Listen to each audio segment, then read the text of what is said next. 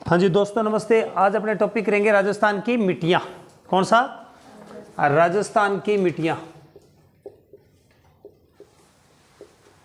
राजस्थान की मिट्टियाँ। पहले तो ये बताइए, जो मिट्टी है वो कैसे बनती है? किस किस को पता है मिट्टी कैसे बनती है? पता है मिट्टी कैसे बनती है? मिट्टी नहीं, मिट्टी पेड़ पौधों के जो पत्ते होते हैं वो उड़ के और मैदानी क्षेत्र में जमा हो जाते हैं। बरसात होती है, फिर उसकी क्या बन जाती है? खाद बन जाती है। उस प्रकार जो नदियां हैं वो पहाड़ों से जब नीचे उतरती है तो चट्टानों को लेकर आती है तोड़ के, और वो मैदानी क्षेत्र के अंदर बिछा देती है, तो वो क्या बन जाती है? मिट्टी कोई एक दिन में नहीं बनती। मिट्टी बनने के लिए हजारों साल लगते हैं, लाखों साल लगते हैं। और अपने जब मरेंगे ना तो अपने भी मिट्टी बनेंगे कि नहीं? अच्छा, उसके बाद के अंदर आपको पता होगा बहुत सारे जीव जंतु बनते हैं। जंगल के अंदर जीव होते हैं और जो घूमते फिरते बेचारे वो वहीं पर मर जाते हैं। बरसात के द्वारा एक स्थान से दूसरे स्थान पर मैदान का जो पानी होता है वो मैदानी क्षेत्र के अंदर उसको क्या कर देता है? जमा कर देता है, तो बाहर की परत बन जाती है। तो मिट्टी बनने में 5 स्तर तैयार हो जाते हैं। कितने स्तर तैयार हो जाते हैं? मिट्टी में 5 स्तर तैयार हो जाते हैं। जो पहला स्तर होता है वो क्या कहलाता है? ह्यूमस की परत जमा हो जाती है। ह्यूमस, उसको क्या बोलते हैं अपने कई बार सुना होगा ऑर्गेनिक खेती, है ना? कौन सी खेती? ऑर्गेनिक खेती। इसको हिंदी में क्या बोलते हैं? ह्यूमस। तो यानी कि जो पहली जो ऊपर वाली परत होती है, लगभग खेत की 2 कंगल मिट्टी होती है, वो कौन सी होती है? ऑर्गेनिक मिट्टी। कौन सी मिट्टी होती है? ऑर्गेनिक मिट्टी होती है। जो ऑर्गेनिक मिट्टी होती है वो बहुत ही उपजाऊ होती है, लेकिन वो परत बहुत छोटी होती है। जब तो कई लोग जो होते हैं वो अपनी मिट्टी को भट्टे वाले को उठवा देते हैं। कई लोग जो होते हैं वो करावा लगा देते हैं। कराया लगाने के बाद के अंदर, कराया का मतलब सोचते हो ट्रैक्टर के ऊपर से ऊंची नीची भूमि को एक जैसी करने के लिए, उसके बाद में उसमें दलहन वाली फसल बोते हैं। क्यों बोते हैं दलहन वाली फसल? ताकि उसके अंदर उर्वरकता बनी रहे। मिट्टी में क्या बनी रहे? उर्वरकता बनी रहे। दलहन जैसे मूंग है, मोठ है, उड़द है ना? मूंग मोठ उड़द क्यों बोते हैं? ताकि जो कराया लगी हुई भूमि है, ऊपर ह्यूमस की मात्रा की कमी हुई है, उसकी पूर्ति करने के लिए उसको दोबारा से वो दालों की जो फसल है वो बो देते हैं। 2 साल बाद में, 3 साल बाद के अंदर यदि आपने खेत के अंदर ये दाल नहीं बोई या दलहन फसल नहीं बोई तो आपको बता दूं वो भूमि अनउपजाऊ हो जाती है। क्या हो जाती है? एक धीरे धीरे उत्पादन कम देने लग जाती है। उसके अंदर यदि आपने कृत्रिम उर्वरक ज़्यादा डाल दिए तो तरह तरह के रोग हो जाते हैं। आजकल छोटी छोटी उम्र के अंदर हार्ट अटैक हो जाते हैं ना? हार्ट अटैक हो जाते हैं, किडनी खराब हो जाती है। लड़कों के लड़के तो गंजे होते जा रहे हैं, बाल छोटी सी उम्र में सफ़ेद आ जाते हैं। उसके पीछे कारण क्या है? ऊपर वाली जो परत है उसमें जो कृत्रिम ह्यूमस की मात्रा है वो धीरे धीरे कम होती जा रही है। लोग जो पशु पालन करते हैं और उसकी जो खाद नहीं डालते, केंचुए की खाद नहीं डालते, और जो कृत्रिम चीज़ें डालते हैं जैसे DAP है, यूरिया है, फास्फोरस है, ये कृत्रिम तरीके से डालते हैं जिससे भूमि खराब हो जाती है और तरह तरह के रोगों को जन्म देती है। उसके बाद में दूसरे प्रकार की जो परत होती है वो कौन सी होती है? A परत होती है। ये वास्तविक मिट्टी है। क्या चीज़ है? आपको बता दूं, यदि अपने फसल बोए तो जड़ें कहाँ पर आएगी? A में आएगी। कौन सी होगी ये वास्तविक मिट्टी, रियल सॉल। यानी कि ये जो मिट्टी है वो इसके अंदर यहाँ पर इसकी जड़ें आ जाएगी। इसके अंदर ऊपर वाले में तो कीट पतंगे या चींटी वगैरह अपने बिल वगैरह बना लेती है, लेकिन ये जो मिट्टी है फसलों की जड़ें होती है वो A प्रकार की जो मिट्टी होती है उसके अंदर आ जाती है। ठीक, उसके बाद में होता है जी B प्रकार की सॉइल। कौन सी है? B प्रकार की मिट्टी। कौन सी मिट्टी है? इस मिट्टी से ये बनती है, ये B प्रकार की मिट्टी है। पेड़ देखे होंगे बड़े बड़े, मान लो ये पेड़ बना दिया हमने, और पेड़ की जड़ें किस में होती है? इस प्रकार की मिट्टी में होती है। कभी कोई आपसे प्रश्न पूछ ले कि जो पेड़ पौधों की जड़ें किस प्रकार की मिट्टी में जाती है? B में। किस परत में जाती है? मिट्टी के कुल कितने स्तर होते हैं? 5 स्तर होते हैं। कितने स्तर होते हैं? उसकी जड़ें किस स्तर में जाती है? किस में जाती है? B स्तर में जाती है। और जो पौधे होते हैं, फसल होती है, उनकी जड़ें किस स्तर में जाती है? A में जाती है। किस में जाती है? A। तीसरी होती है तो इसको अपने बोलेंगे सब सॉइल, इसको क्या बोलेंगे? रियल सॉइल, इसको क्या बोलेंगे? सब, और इसको क्या बोलेंगे? C, bed soil. क्या बोलेंगे? बेड सॉइल बोलेंगे। ये C स्तर की मिट्टी है। कौन सी है? C स्तर की मिट्टी है। यहाँ पर आपको कई बार पूछ लेता है कि जो पहली जो मिट्टी है A, इसकी जननी मिट्टी कौन सी है? उसकी पैतृक मिट्टी कौन सी है, ये प्रश्न आ सकता है। तो कौन सी है, सी मिट्टी है। ये थोड़ी कठोर होती है, थोड़ी इसके कण मोटे होते हैं, कठोर होते हैं कण, क्या होते हैं, मोटे होते हैं। उसके बाद में ये जो लास्ट वाली होती है इसे रॉक बोलते हैं, क्या, चट्टान, चट्टानी मिट्टी। कौन सी, चट्टानी मिट्टी बोलते हैं। आपने देखा होगा जब अपने घर बनाते हैं, खेत के अंदर फार्म हाउस बनाते हैं तो नींव खोदते हैं, क्या खोदते हैं, नींव खोदते हैं। और नींव कहाँ पर ले जाके रखते हैं, हार पे। इस चट्टान के ऊपर क्या ले जाके रखते हैं, नींव रखते हैं यहाँ पर। तो ये क्या चीज है, रॉक। क्या चीज है, रॉक। तो ये 5 स्तर हो गए, 1 2 3 4 5। कौन से, 1 2 3, 1 2 3 और ये 4 और ये 5। ये क्या चीज है, चट्टान है। कौन सी है ये, चट्टान है। लेकिन ये पूछ ले इसकी जननी कौन सी है, तो कौन सी बताओ भाई, सी लिखोगे या डी लिखोगे, ये आर लिखोगे, क्या कौन सी लिखोगे। इसके अंदर तो किसी भी मकान वगैरह की जो नींव रखते हैं वो रखते हैं। यदि आपने इस पर नींव रख दी तो मकान बैठने का डर है, बैठ जाएगा। 4 साल में 5 साल में मकान के अंदर क्या आ जाएगी, दरारें आ जाएगी। जो समझदार पुराने लोग होते हैं ना, वो लोग क्या करते हैं कि अच्छी तरह नींव खोदते हैं और यहाँ पर ले जाके क्या करते हैं, वो नींव रखते हैं। क्या करते हैं, नींव रखते हैं। अब तो ये तो बात आपके समझ में आई होगी कि मिट्टी के स्तर कितने होते हैं, 5 स्तर होते हैं। कितने स्तर होते हैं, 5 स्तर होते हैं। फिर ये कहता है कि जो मिट्टी का अध्ययन किया जाता है, क्या किया जाता है, अध्ययन किया जाता है। मिट्टी का अध्ययन किया जाता है, किस में किया जाता है भाई, बताओ, पेडोलॉजी में। किस में, पेडोलॉजी। आपने कहता है ना पैड न्यूज है, ऐसे पेडोलॉजी के अंदर अध्ययन किया जाता है, किसका, मिट्टी का। अच्छा, फूलों का अध्ययन किस में किया जाता है, फ्लोरोकल्चर में, है ना। हॉर्टिकल्चर में अध्ययन किसका किया जाता है, किसका, बागवानी में। वर्मीकल्चर में, वर्मीकल्चर में किसका अध्ययन किया जाता है, किसमें, केंचुए में। अच्छा, इसके मोरिकल्चर में किसके, किसका, शहतूत के पेड़ पर रेशम के कीट पालना, उसके ऊपर अध्ययन किया जाता है। किसके अंदर, उसमें। और पेडोलॉजी में किसका अध्ययन किया जाता है, मिट्टी का अध्ययन किया जाता है। पहले ये बताओ, मिट्टी की जो प्रयोगशाला है, मिट्टी की प्रयोगशाला, प्रश्न आ जाए, प्रयोगशाला, मिट्टी के अनुसंधान प्रयोगशाला, अनुसंधान है। प्रयोगशाला की स्थापना सबसे पहले 1958 में हुई, स्थापित राजस्थान के अंदर। कहाँ पर हुई, कहाँ पे हुई, जोधपुर में। कहाँ पे, और बाद के अंदर कहाँ पर हुई, जयपुर में। कहाँ पे, जयपुर के अंदर। किसकी स्थापना हुई थी, मिट्टी अनुसंधान प्रयोगशाला की स्थापना। मिट्टी अनुसंधान प्रयोगशाला की स्थापना कहाँ पर हुई, पहली कब हुई थी, 1958 के अंदर। कहाँ पे, जोधपुर में। और दूसरी प्रयोगशाला कब स्थापित हुई, कहाँ पर हुई, जयपुर के अंदर स्थापित हुई थी। कहाँ पर हुई थी, आपको जानकारी के लिए बता दूं, जो राजस्थान के अंदर जो मिट्टी है, हम किसकी मिट्टी पढ़ रहे हैं, राजस्थान की मिट्टियां पढ़ रहे हैं। बहुत आसान है मिट्टियों का चैप्टर, लेकिन आपको छोटी छोटी बातें बता देता हूं पहले, ताकि बीच के अंदर फिर आप डिस्टर्ब ना करो, नहीं तो फिर बीच के अंदर आप लोग चूंचा करोगे। पहली बात, मिट्टी के अंदर अभी 2015 के अंदर कितनी तारीख को, फरवरी में, फरवरी 19 फरवरी 2015 को प्रधानमंत्री नरेंद्र मोदी ने, प्रधानमंत्री माननीय नरेंद्र जी मोदी ने, जो गंगानगर जिले का जो सूरतगढ़ है, तहसील है ना सूरतगढ़, वहां पर एक मृदा स्वास्थ्य कार्ड योजना का प्रारंभ किया। कौन सा, मृदा स्वास्थ्य कार्ड योजना का प्रारंभ किया। आप लोगों में, आप लोग स्वास्थ्य का परीक्षण करवाते हो ना, डॉक्टर के पास जाते हो, कई बार आरएमपी के पास में जाते हो, कई बार एमबीबीएस के पास जाते हो, अपने स्वास्थ्य की जांच। जो अमीर लोग होते हैं वो तो साल में 2-2 बार अपने स्वास्थ्य की जांच करवाते हैं, लेकिन अपने तो एक एवरेज बेरोजगार लोग हैं, अपना तो की कौन करवाओ, बस ये कह देते हैं योग व्यायाम क्या करो भाई, जुकाम हो गया तो सिर नीचे पैर ऊपर, ऐसे कह लेते हैं। लेकिन हमारा जो मृदा है उसका भी स्वास्थ्य कार्ड योजना मोदी जी ने प्रारंभ करवाया, उनके लिए बहुत बहुत धन्यवाद।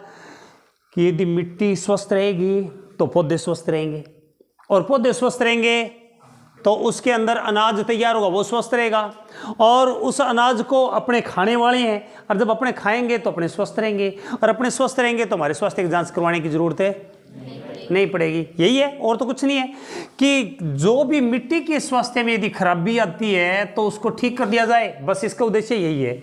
मृदा स्वास्थ्य कार्ड योजना का उद्देश्य क्या है? मिट्टी के स्वास्थ्य में खराबी आ जाए तो उसको क्या करना है? ठीक करना है। क्या करना है और कब शुरू किया गया? 19 फरवरी 2015 के अंदर है। मुकेश बता दे भाई, इसके अंदर है क्या नारा दिया गया? स्वस्थ धरा और स्वस्थ धरा और खेत हरा, ये स्लोगन दिया गया, नारा दिया गया कि स्वस्थ धरा, यदि भूमि स्वस्थ रहेगी तो खेत हरा भरा रहेगा। क्या रहेगा? खेत हरा भरा रहेगा। कहां पर शुरू किया गया? सूरतगढ़ में। कहां पे?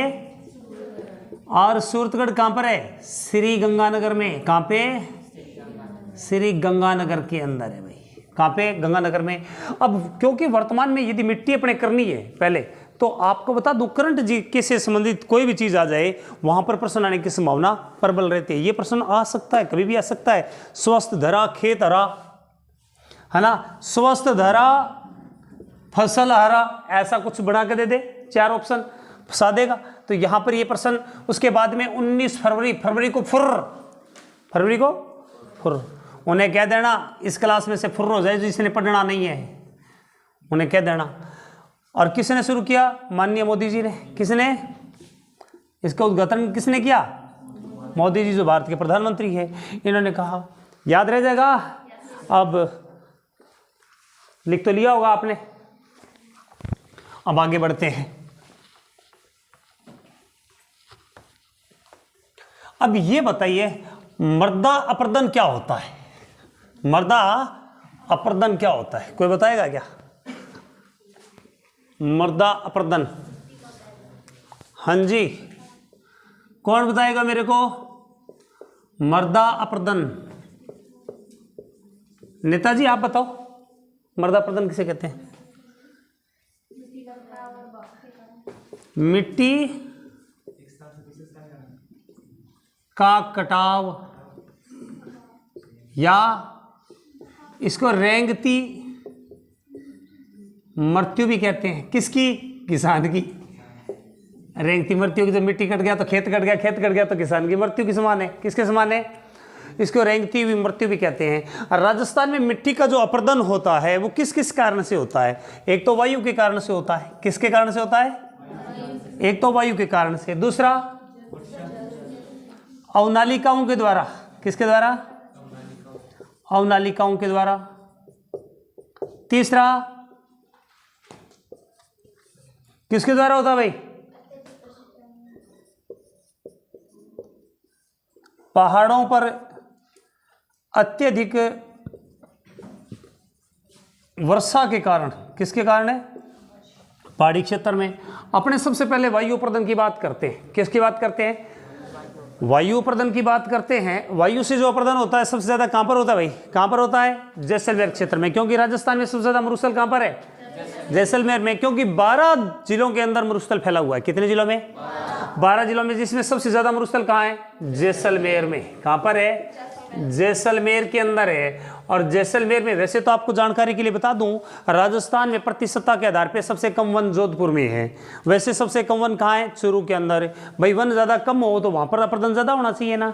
लेकिन आपको ये जानकारी के लिए बता दूं, मरुस्थल सबसे ज़्यादा फैला हुआ कहाँ है? जैसलमेर में। कहाँ पर फैला हुआ है? जब चारों तरफ मरुस्थल ही मरुस्थल, मरुस्थल ही मरुस्थल, और थोड़ा सा बीच में एक छोटे से खेत में इन्होंने बेंजीन खेत बो दिया या ज्वाला सिंह ने खेत बो दिया, तो वहाँ पर हवा चली तो सारी जो आसपास मिट्टी मिट्टी होगी उस खेत में आ जाएगी, और खेत क्या हो जाएगा? साफ हो जाएगा। यानी कि हवा चलने के कारण, पवन चलने के कारण जैसलमेर क्षेत्र में इसका अत्यधिक प्रभाव देखने को मिलता है। तो वायु अपरदन। अब प्रश्न आता है कि वायु अपरदन को रोकने के लिए क्या करना चाहिए? हमें क्या क्या प्रयास करना चाहिए? सबसे पहले ज़्यादा अधिक से अधिक पेड़ लगाने चाहिए। मनुष्य का सबसे पक्का दोस्त कौन होता है? क्यों होता है? क्योंकि अपने तो चलते फिरते कार्बन डाइऑक्साइड के सिलेंडर हैं, कार्बन डाइऑक्साइड छोड़ते ही रहते हैं, और क्या लेते हैं? ऑक्सीजन लेते हैं। तो हमारे सबसे प्रिय मित्र कौन है? पेड़ पौधे हैं। क्योंकि यदि एक सांस भी ना आए तो हम मर जाएंगे ना। इसीलिए आसपास में क्या होना चाहिए? पेड़ पौधे होने चाहिए। जब जैसलमेर क्षेत्र में यदि पेड़ लगा देंगे तो इधर से हवा चली, आगे जाके रुक गई, वहाँ से रुक गई। अब पेड़ लगेंगे तो चारों तरफ क्या होगा, हरियाली होगी। हरियाली होगी तो उस क्षेत्र में यदि फसल बोएंगे वो भी लग सकती है। दूसरी बात, जब पेड़ पौधे होंगे तो मानसून का भी आकर्षण रहेगा, वहाँ पर बरसात भी ज़्यादा होगी। बरसात होगी तो खेती हो जाएगी, और खेती होगी तो पशु चराएंगे। क्या चराएंगे, पशु चराएंगे, पशुपालन करेंगे। वहाँ पर जनसंख्या घनत्व बढ़ेगा, पशु घनत्व बढ़ेगा। क्या बढ़ेगा, पशु घनत्व बढ़ेगा। उस एरिया का डेवलपमेंट होगा। क्या होगा, अभी जैसलमेर में जाओ आप, वहाँ पर इतना ज़्यादा डेवलपमेंट है नहीं, उस क्षेत्र में पर्यटक ही आते हैं बेचारे कुछ, है ना। तो ये होता है वायु अपर्दन। कौन सा अपर्दन है, दूसरा अपर्दन कौन सा है, अवनालिका अपर्दन। कौन सा है, अवनालिका अपर्दन सर्वाधिक कहाँ पर है, अरे कोटा में है। कहाँ पे है, कोटा में। किस नदी के कारण है, चंबल नदी। किस किस ने देखा है चंबल नदी को, हागिंग ब्रिज 2008 के अंदर टूट गया था। अभी थोड़े दिन पहले एक मुच्चू नदी के ऊपर भी गुजरात के अंदर भी घटना घट गई, मर गए। उसी प्रकार वहाँ पर भी यही वो नदी है, कोटा ज़िले में से ऐसे बहती है। राजस्थान में कोटा ज़िले में सबसे ज़्यादा यह नदी बहती है। और उसके बाद में इसमें ऐसे नालियाँ आती है, जब बरसात होती है ना इधर, तो झालावाड़ 12 तरफ से ऐसे नालियाँ आती है, और ये सारी उपजाऊ मिट्टी सारी धो के और चंबल नदी के अंदर गिरा देती है। मैंने अभी एक बात बताई थी कि जो पहले स्तर होता है वो कौन सा होता है, ओ। वास्तविक मिट्टी कौन सी होती है, ए। और बुरी मिट्टी कौन सी होती है, सी। जनरली मिट्टी कौन सी है, सी। कौन सी है, सी मिट्टी है। यदि हम बात करें तो अवनालिकाओं के द्वारा जो यहाँ पर ओ मिट्टी है वो सारी धुल के और किस में चली जाती है, चंबल में। और मौज कौन मारे, मौज कौन मारेंगे, जहाँ पर चंबल का पानी जाएगा। चंबल का पानी कहाँ जाता है, यमुना में। यमुना से पानी कहाँ जाता है, गंगा में। और गंगा का पानी कहाँ पर फैल जाता है, पूरे यूपी में, बिहार में, बंगाल में। जब भी तो आपको पता होगा बंगाल में सबसे ज़्यादा चावल का उत्पादन होता है। प्रति हेक्टेयर के आधार पे हम बात करें तो यदि हम बात करें तो यूपी के अंदर उत्पादन कितना होता है, देखो बिहार में उत्पादन कितना होता है, छोटे छोटे खेत है, उत्पादन ज़्यादा होने के पीछे कारण क्या है, क्योंकि आपलो पानी भटक गयो। अपनी जो अवनालिका अपर्दन के द्वारा जो ह्यूमस की मात्रा है, जो उत्पादित भूमि है, उसी क्षेत्र के अंदर चली जाती है। अब मैं छोटा सा उदाहरण के द्वारा और समझाता हूँ। घग्गर नदी है, उसी घग्गर नदी का पानी हमारे खेत में आता है। कैसे आता है, जब घग्गर नदी में पानी आता है ना, तो वहाँ पर हमारे ट्यूबवेल लगा हुआ है घग्गर नदी के अंदर ही, और वहाँ से पाइपलाइन हमारे खेत को जाती है। तो हम क्या करते हैं, नदी का पानी उठाते हैं, पाइपलाइन के द्वारा हमारे खेत में पहुँच जाता है। तो मैं मेरे भाई को बोलता हूँ कि भाई आपने ट्यूबवेल तो चला नहीं रखा, वो सीधा ही जो पाइप होती है ना नदी के अंदर डालकर वो पानी लेके आ रहे हो। बोला भाई तुम तो बावड़ा है। मैं कैसे, बोला कि ये जो पानी है ये सबसे कीमती पानी है। मैंने कैसे कीमती पानी है, बोला आसपास खेतों में से जितनी भी ऊपर ऊपर की मिट्टी है वो सारी धुल के पत्ते वगैरह सारे इस मिट्टी के अंदर आ जाते हैं। ये एक तरह से फ्री की जो नेचुरली खाद है, उस नेचुरली खाद वाला पानी है, तो वो होता है अपर्दन। तो वो सारा, ये भूमि तो खराब, और उसके बाद के अंदर ये पानी पौष्टिक बन के और अन्य राज्यों को लाभ प्रदान करता है। तो अपने लिए तो नुकसान हुआ ना। तो अवनालिका अपर्दन सबसे ज़्यादा कहाँ पर होता है, कोटा में। किस नदी के द्वारा, फिर बात आता है पहाड़ पर अत्यधिक वर्षा के कारण। आप लोगों को पता होगा जब राजस्थान का ये हिस्सा है तो यहाँ पर ये सिरोही जिला है। कौन सा जिला है, सिरोही जिला है। और सिरोही जिले के अंदर यहाँ पर ऐसे करके अरावली प्रवेश करती है। यहाँ पर गुजरात का खेड़ ब्रह्मा गांव है, यहाँ पर माउंट आबू है, और राजस्थान के अंदर सबसे ज़्यादा ऊंची पहाड़ियाँ वो सिरोही जिले के अंदर ही है। कहाँ पर है, और जब सिरोही जिले के अंदर बरसात होगी, माउंट आबू के अंदर राजस्थान में सबसे ज़्यादा बरसात होती है ना, जिसको राजस्थान का शिमला कहते हैं। तो यहाँ पर जो अत्यधिक बरसात के कारण चट्टानें टूट जाती है, क्योंकि अरावली बहुत पुरानी है। इसको बोलते हैं चादरी अपर्दन। क्या बोलते हैं, चादरी अपर्दन। यानी कि ऊपर से जो चादर की तरह ढकी हुई चट्टानें हैं, पुरानी हैं, वो पानी के साथ खिसक जाती है। क्या हो जाती है, और अपर्दन होता है। और पहाड़ी के तराई में जो उपजाऊ भूमि होती है वो खराब हो जाती है। क्या हो जाती है, खराब हो जाती है। तो अपर्दन कितने प्रकार के हो गए भाई, 3 प्रकार के। आपके पेपर में प्रश्न कैसे आएंगे, चादरी अपर्दन सर्वाधिक कहाँ होता है, कहाँ होता है। मैं तो भैया चादर के अंदर सिरा बांध के ले आऊंगा। के ले आऊंगा, सिरा, सिरे से सिरोही। आप में से सिरो पसंद की कौन कौन करे, हाथ पर करियो। अरे जो दब के सिरो खावे, 1 2, और लड़कियों छोरियो थे 1 बस, बाकी आपा जद इतनी मुर्दों से जिंदा पर लगे यहाँ जो दब के खानती हुए सिरो, तो यहाँ मक्कू है। तो कैसे याद रखोगे? सीरा से सिरोही। हम तो चादर के अंदर क्या बांध के ले आते हैं? सीरा। अब नालिका सबसे ज्यादा कहाँ है? कोटा के अंदर, कोटा में। और यहाँ वायु से अपर्दन, आप जैसी लड़कियां कमजोर कमजोर, आप जैसे कमजोर कमजोर लड़के वायु के अंदर ही उड़ जाते हैं। क्या है? वायु के अंदर ही उड़ जाते हैं। क्या हो जाते हैं? उड़ जाते हैं। अब बात आती है, आपने अपर्दन के बारे में बताया, मृदा स्वास्थ्य कार्ड योजना के बारे में बता दिया, और आप लोग मेरे को बता देंगे कि जो मिट्टी को अंग्रेजी में क्या बोलते हैं? सोल है। सोल की स्पेलिंग क्या है? किस भाषा का शब्द है ये? लैटिन भाषा का शब्द है। किस भाषा का शब्द है? और इसका अर्थ क्या होता है भाई? सोल का अर्थ क्या होता है? फर्श। क्या होता है? सोल का अर्थ क्या होता है? ये किस भाषा का शब्द है? तो ये तो बताने वाली बात ही नहीं है, ये तो चलती फिरती बात है। आप भी चलती फिरती हवाएं हो तो आपको पता ही है। फिर बात आती है कि जो हमारे मिट्टी का पीएच माप कितना होना चाहिए? मिट्टी पीएच माप कितना होना चाहिए? बताएं भाई, ये बताओ। यदि 7 से ऊपर हो तो वो मिट्टी क्या कहलाती है? क्षारीय। क्या है? क्षारीय। वो मिट्टी कैसी होती है? क्षारीय। जिसका पीएच माप 7 से ऊपर होता है उसे क्या बोलते हैं? क्षारीय। और नीचे वो नीचे 7 से कम हो वो क्या कहलाती है? अम्लीय। क्या कहलाती है? वो मिट्टी क्या कहलाती है? अम्लीय। ठीक है। अब ये कहता है कि यदि क्षारीयता वाली मिट्टी को ठीक करना हो, मान लो खराब हो गई है, तो इस मिट्टी को ठीक करना हो तो हमें क्या करना चाहिए? कौन सी चीज इसमें डालनी चाहिए भाई?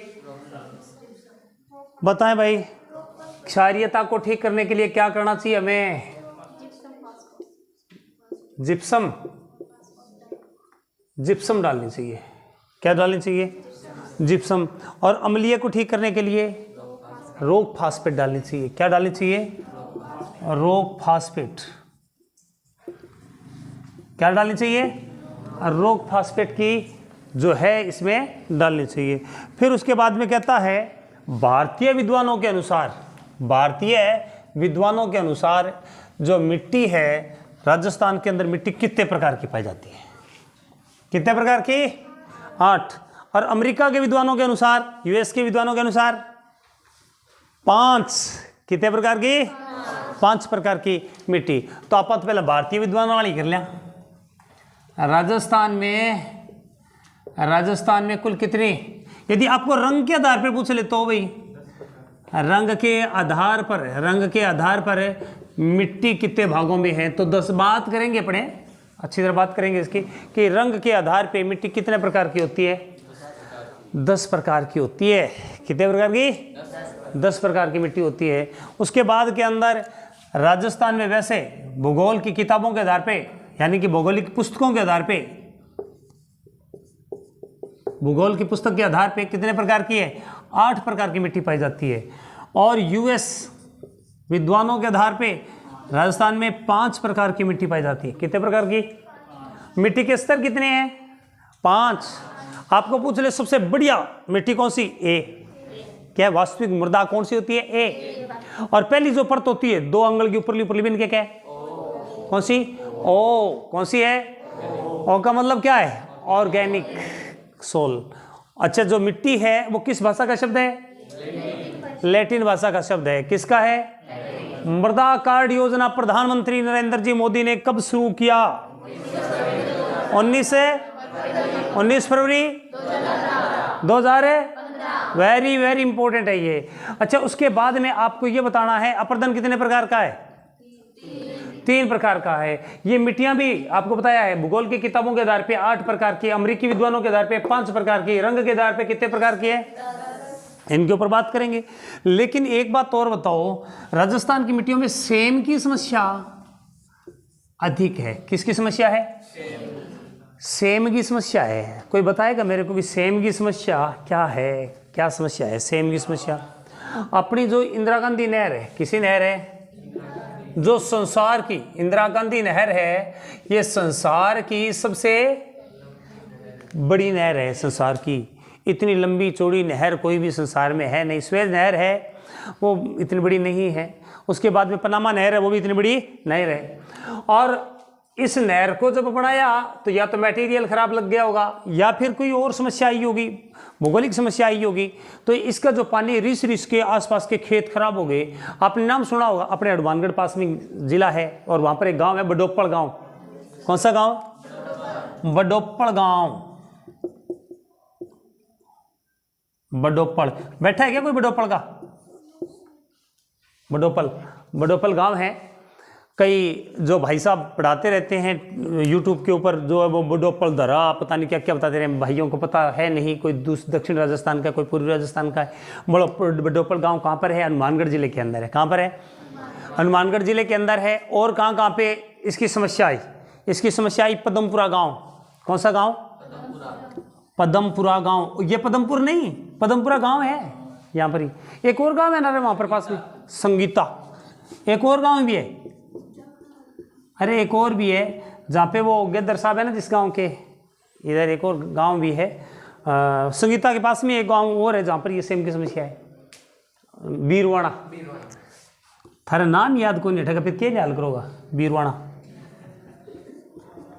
बीरवाड़ा पदमपुरा। ये पदमपुरा, संगीता, बीरवाड़ा जो गांव है ये गंगानगर के हैं। कहाँ के हैं? गंगानगर जिले के हैं। और बडोप्पड़ कहाँ का है? हनुमानगढ़ का है। किसका है? ये हनुमानगढ़ जिले का है। किसका है? हनुमानगढ़ जिले का है ये गांव।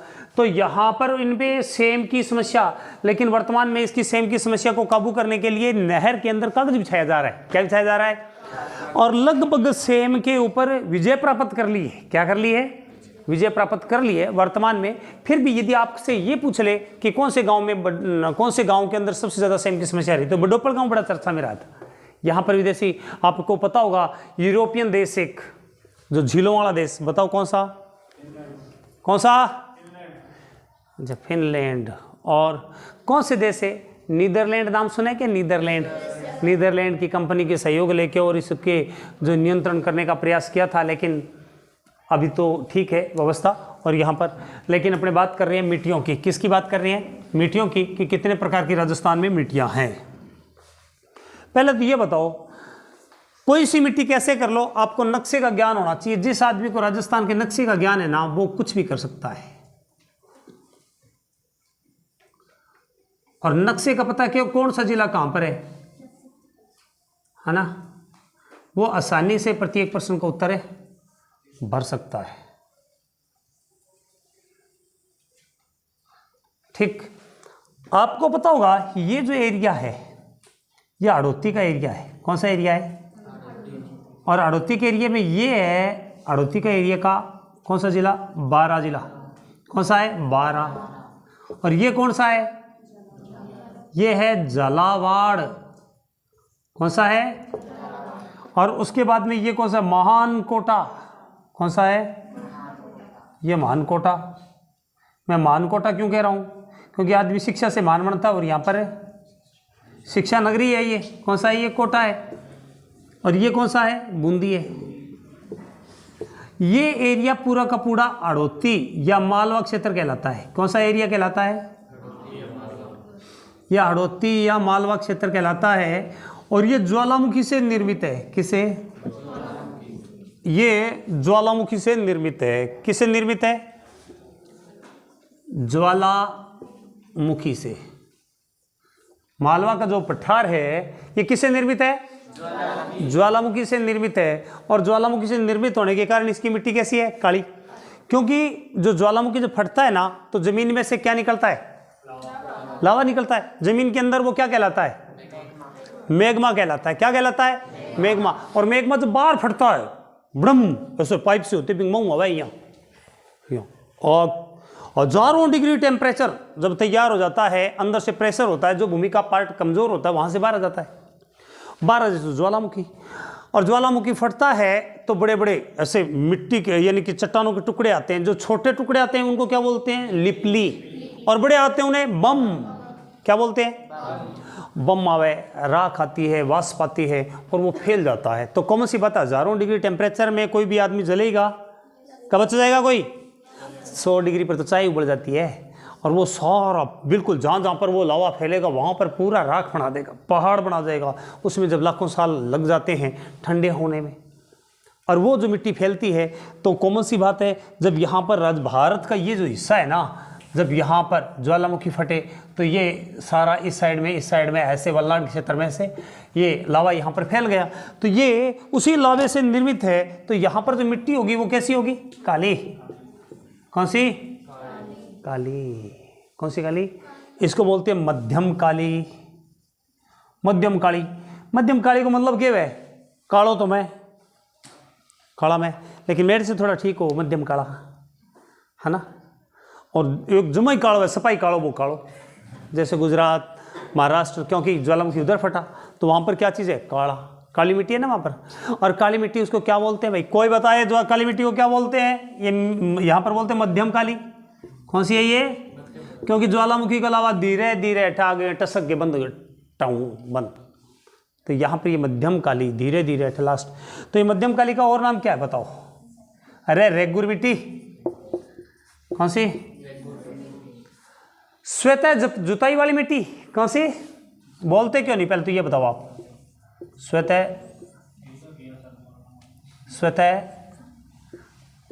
अरे जो को पूछूं वो तो बताइए करो। श्वेत जुताई वाली। अरे इस मिट्टी के अंदर अपने आप से खाइयां सी बनी होती है। क्या होती है? खाइयां बनी होती है। और उसके बाद में इसका रंग क्या होता है? काला तो काली। और रेंगुर मिट्टी भी कहते हैं इसे। क्या बोलते हैं? रेगुर मिट्टी भी बोलती है। हाड़ौती क्षेत्र के अंदर ज़्यादा है। इस मिट्टी में आपको कपास की फसल हो जाएगी। इसमें क्या हो जाएगी? मक्के का उत्पादन भी हो जाएगा इसके अंदर, कपास का उत्पादन भी हो जाएगा और जौ का उत्पादन भी हो जाएगा इस क्षेत्र में। तो यहाँ पर कौन सा? ज्वालामुखी से निर्मित होती है। और ये कहाँ पर है? किस क्षेत्र के अंदर है? हाड़ौती क्षेत्र में। इस मिट्टी के अंदर किस चीज़ की कमी है, क्या की कमी है, क्या की ज़्यादा है, इसकी बिंग ऊपर भी बात करांगा। लेकिन आपको सबसे पहले इतना याद रखना है कि 8 प्रकार की मिट्टियों में एक प्रकार की मिट्टी हमने बता दी, जो कौन सी मिट्टी है? काली मिट्टी। बात समझ में आ जाएगी। अब देखो जी, कछारी मिट्टी। कौन सी? यहाँ पर मैं काली लपा से लिखी हूँ, तारे याद रहे। काली मिट्टी, इसको बोलते हैं मध्यम काली। कौन सी है? मध्यम काली। उसके बाद भी जी एक तो होती है कछारी। कौन सी होती है? एक होती है भूरी कछारी। कौन सी? कई भाइयों को ऐसे पता नहीं होता भी कछारी हुआ क्या है, मिट्टी कैसे बनती है, मिट्टी का निर्माण कैसा होता है। जब मैं भारतीय टॉपिक बताऊंगा ना मिट्टियों का, जब इसका निर्माण कैसे होता है, जब उसमें डिटेल से बताऊंगा, नहीं तो इसे निर्माण में मेरा एक जो चैप्टर निकल जाएगा। तो यहाँ पर जो भूरी कछारी और कछारी कहाँ पर पाई जाती है? ये कांप मिट्टी भी कह दो, कांप मिट्टी का ही एक प्रकार है, जलोढ़ मिट्टी का ही एक प्रकार है। जब दूसरी मिट्टी इसमें मिल जाए, किसमें? जलोढ़ मिट्टी में कोई और मिट्टी मिल जाए तो क्या हो जाती है? कछारी। और बड़ी ज्यादा मात्रा मिल जाए तो क्या हो जाए? दोमट।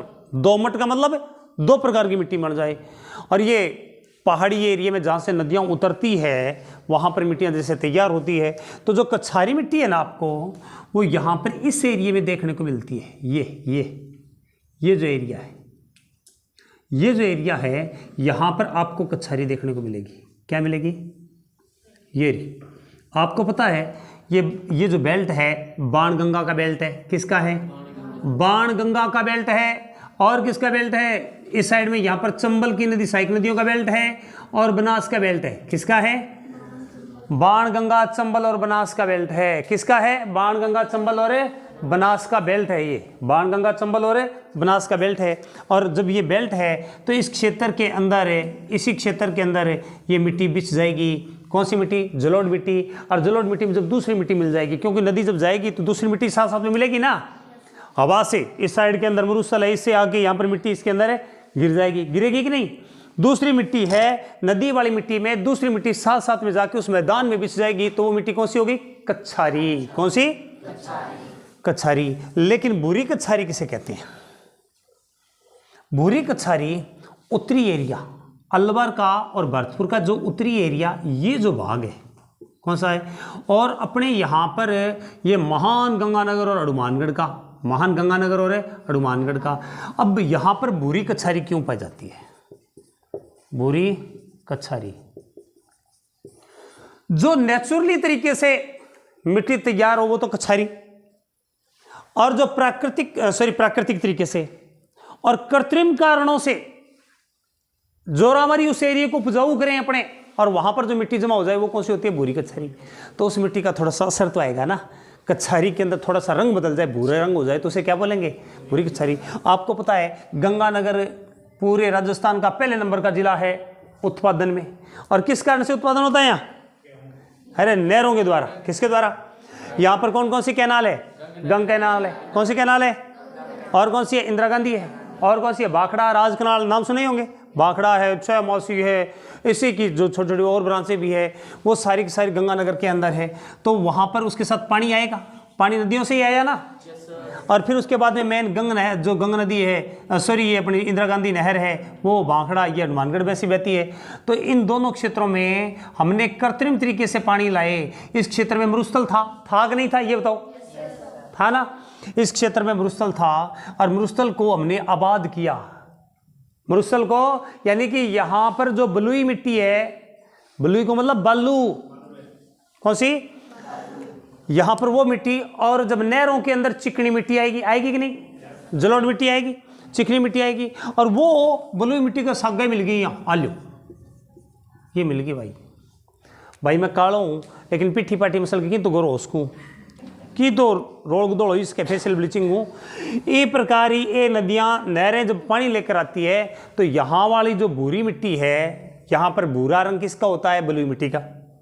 और दूसरा, यहाँ पर जो नहरें हैं वो जल लेकर आई अपने साथ, वो उसके अंदर मिक्स कर दिया, तो वो कछारी। और कछारी जो अपने वाला असर रहा थोड़ा सा, किसका? बलुई मिट्टी का, वो भूरा, इसीलिए इसको क्या बोलते हैं? भूरी कछारी। अब बात आई कि भरतपुर में और उत्तरी अलवर के अंदर भी ऐसी क्या बीमारी पड़ गई भी, यहाँ पर भी आपको भूरी कछारी देखने को मिलती है। इसके पीछे कारण क्या है? आपको पता है, यहाँ पर गुड़गांवा नहर है कि नहीं है? भरतपुर नहर है या नहीं है?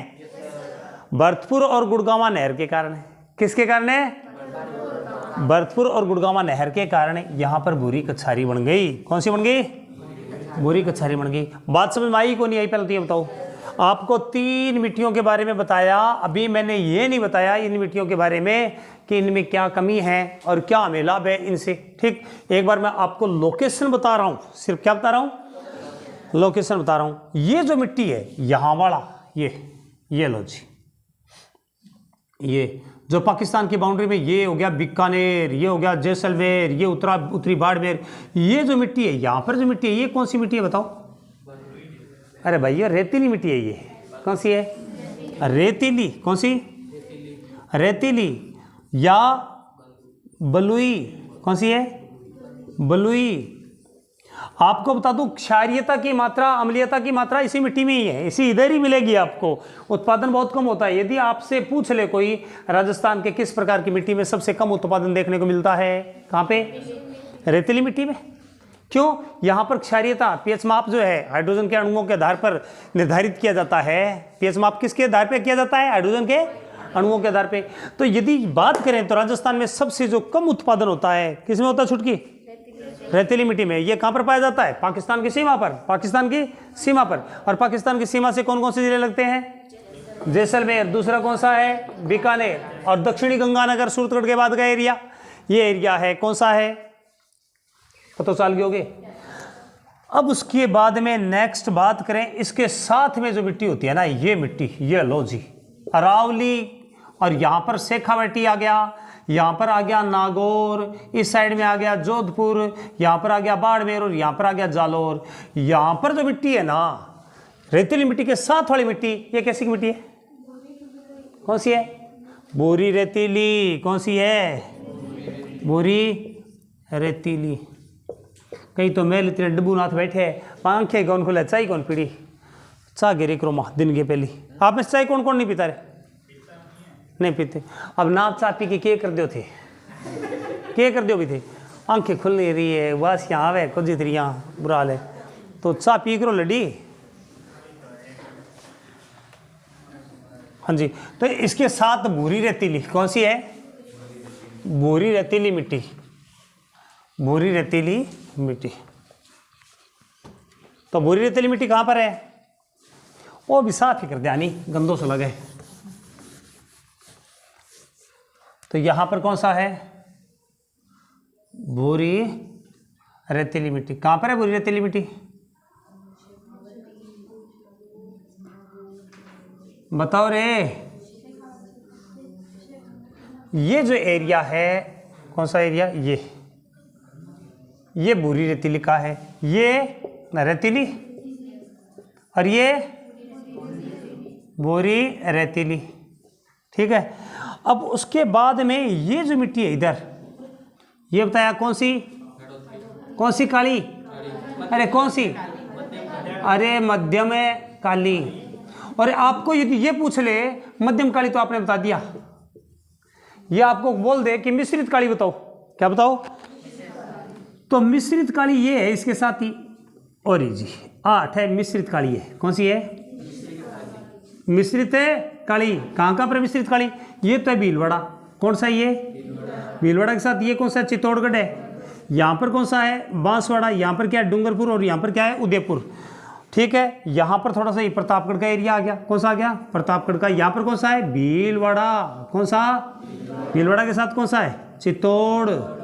चित्तौड़ के साथ प्रतापगढ़। ये कौन सा है? बांसवाड़ा। बांसवाड़ा के साथ है डूंगरपुर। और डूंगरपुर के साथ ये कौन सा है? यहाँ पर मिश्रित काली है। कौन सी काली है? मिश्रित काली। अब याद कैसे रखोगे? भीलों की सेना लेके महाराणा प्रताप हाथ में बांस के डंडे, हाथ में क्या है? और दुश्मन को तोड़ने के लिए चल पड़े। या एक और, महाराणा प्रताप सूर्य उदय होते ही, कब? देखो महाराणा प्रताप से प्रतापगढ़, सूर्योदय होने से उदयपुर, हाथ में बांस का डंडा लेके, क्या लेके? एक बात, भीलों की सेना लेकर दुश्मन को तोड़ने के लिए चल पड़े। क्या पड़े? एक तरीका। दूसरी ट्रिक्स, महाराणा प्रताप सूर्य उदय होते ही भीलों की सेना लेके डांगर चराने और बांस के डंडे तोड़ने के लिए चल पड़े, ताकि जो डांगर होंगे वहाँ से तो दूध पी लेंगे और उसके बाद बांस के डंडों के तीर उड़ा के दुश्मन को खत्म कर देंगे। कौन बोला? महाराणा प्रताप।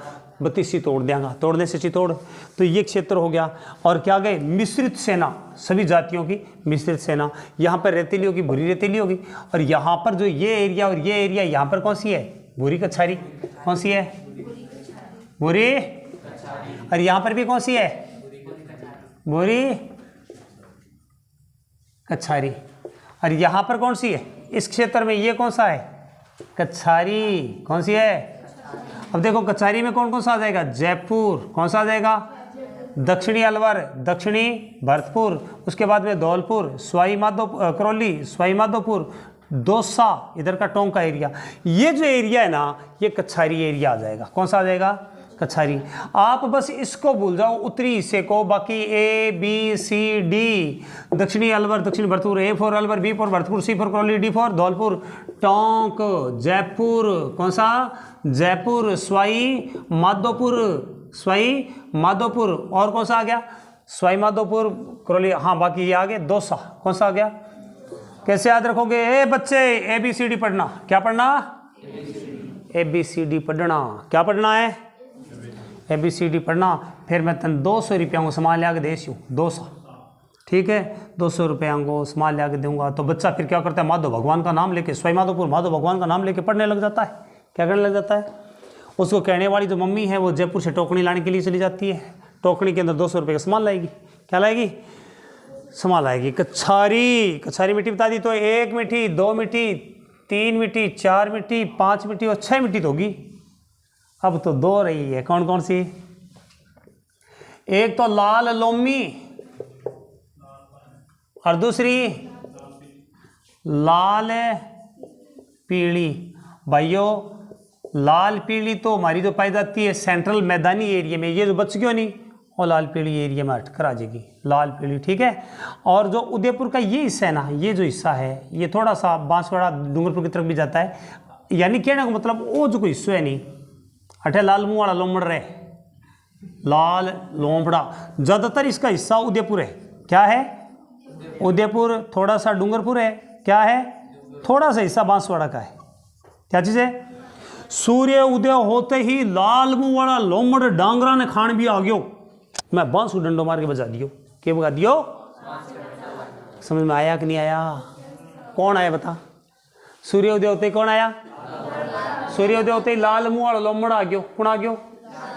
लोमड़ से लोमड़ी, लोमी, और मैंने उसको बांस के डंडे से भगाया। ठीक है। उसके बाद में सेंट्रल के अंदर अजमेर, कौन सा? अजमेर आ गया। अजमेर के पास में राजसमंद आ गया। कौन सा? राजसमंद आ गया। इधर सवाई माधोपुर तक चला जाएंगे। सवाई माधोपुर कौन सा है? थोड़ा सा भीलवाड़ा का एरिया भी आ जाएगा। कौन सा? थोड़ा सा आएगा, भीलवाड़ा का एरिया भी आ जाएगा। मेन बात, अजमेर राजसमंद को मत भूलना, आपकी बात बन जाएगी लाल पीली मिट्टी। कौन सी मिट्टी? लाल पीली मिट्टी। कौन सी मिट्टी है? लाल पीली। जोड़ा आएगा, लाल पीली कहां पर पाई जाती है? लाल पीली मिट्टी। तो कैसे याद रखोगे? आज एक राजा ने लाल पीली आंखें कर रखी थी। क्या कर रखी थी? मैंने कहा लाल पीली से सही कर आंखें, लाल पीली मत कर, मेरे पास माधव भगवान का आशीर्वाद है। क्या करूँगा?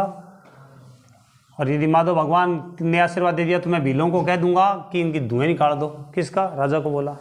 किसको कह दिया? इसलिए लाल पीली आंखें मत कर। तो यहाँ पर है लाल पीली। कौन सी है? लाल पीली। तो आपको 8 प्रकार की मिट्टियों की मोटी मोटी बात बता दी। इसके ऊपर अपने एनालिसिस करेंगे कल। इसके बाद में हम जो अमेरिका के विद्वानों ने 5 प्रकार की मिट्टी बताई है वो भी बताएंगे। क्या बताएंगे? 5 प्रकार की जो मिट्टी है उसके बारे में भी अपने जिक्र करेंगे। तो बहुत बहुत धन्यवाद।